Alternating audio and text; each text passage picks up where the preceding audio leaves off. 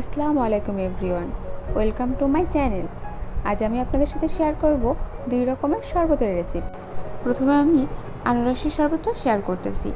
একটি ব্লেন্ডারে আনারসের হাফ পোর্শনটা নিয়ে নিয়েছি, একটি কাঁচামরিচ আর অল্প পরিমাণে ধনিয়া পাতা দিয়েছি, সাথে কিছু বরফ দিয়েছি।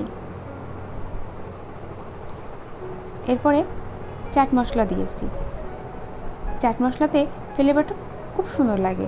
এবার আমি পিঙ্ক সল্ট দিয়ে নিয়েছি। আপনারা চাইলে বিট লবণ অথবা নর্মাল লবণও দিতে পারেন।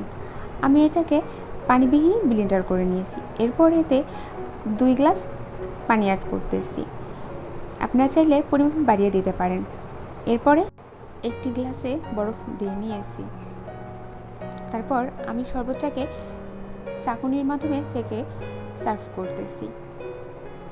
এবার একটু ডেকোরেট করে নিচ্ছি দেখার সৌন্দর্যের জন্য। আমি শরবতে চিনি ইউজ করি নাই, আপনারা চাইলে চিনি ইউজ করতে পারেন। এরপর শেয়ার করব আমের জুস। আমি কিছু কাঁচা পাকা আম নিয়ে নিয়েছি। এটা আমি ফ্রোজেন করে রেখেছিলাম আমটা। একটা কাঁচামরিচ, কিছু ধনিয়া পাতা কুচি, 1 চামচ পিঙ্ক সল্ট, 2 চামচ পরিমাণ সুগার ইউজ করতেছি। এরপর আমি সামান্য চাট মশলা নিয়েছি আর সামান্য পানি দিয়ে আমি এটা মিক্সড করে নিচ্ছি। মিক্সড করা হয়ে গেলে এটা ভালোভাবে ব্লেন্ডারিং করে নেব।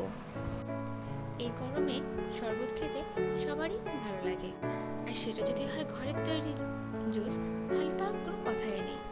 ব্লেন্ডারিংয়ের পরে আমি এতে 2 গ্লাস পানি মিক্সড করে নিচ্ছি। আমি এবার এটা খুব ভালোভাবে নেড়ে নিচ্ছি।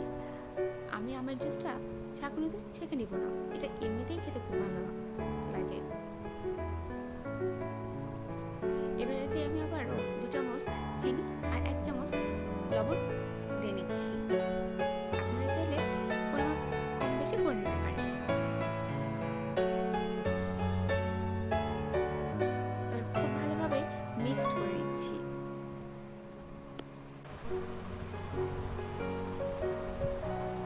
এবার একটি গ্লাসে কিছু বরফ দিয়ে নিচ্ছি।